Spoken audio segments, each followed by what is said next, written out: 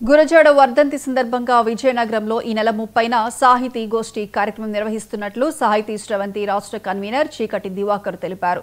జన విజ్ఞాన వేదిక ఆధ్వర్యంలో ఈ కార్యక్రమం ఏర్పాటు చేస్తున్నామన్నారు. జెడ్పీ సమావేశ మందిరంలో ప్రముఖ సాహితీ శ్రవంతి రాష్ట్ర గౌరవాధ్యక్షులు తెలకపల్లి రవితో పాటు పలువురు పాల్గొని గురజాడ గురించి వివరిస్తారని చెప్పారు. జిల్లాలో ఉన్న ప్రముఖులు, రచయితలు, కవులు, ప్రజలు పాల్గొని ఈ కార్యక్రమాన్ని విజయవంతం చేయాలని కోరారు.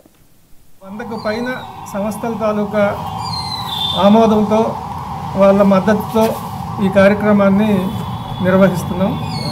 ఈ కార్యక్రమం నిర్వహణలో 2 ఉద్దేశాలు ఉన్నాయి. మొదటిది, మనం ఇప్పుడు గురజాడ ఇంట్లో ఉన్నాం. గురజాడ ఇల్లు పరిరక్షణ చేయవలసిన అవసరం ఇప్పుడు ఉంది. ఎందుకంటే గోడలు అవి పాడవుతున్నాయి, తలుపులు బాగా బలహీనపడి పోయే పరిస్థితుల్లో ఉన్నాయి.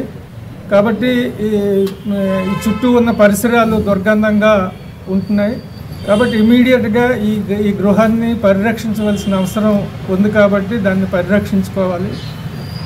రెండవ విషయం, గురజాడ జయంతి వర్ధంతుల్ని రాష్ట్ర ప్రభుత్వం అధికారికంగా రాష్ట్ర వ్యాప్తంగా చేయాలని మనం అడుగుతున్నాం.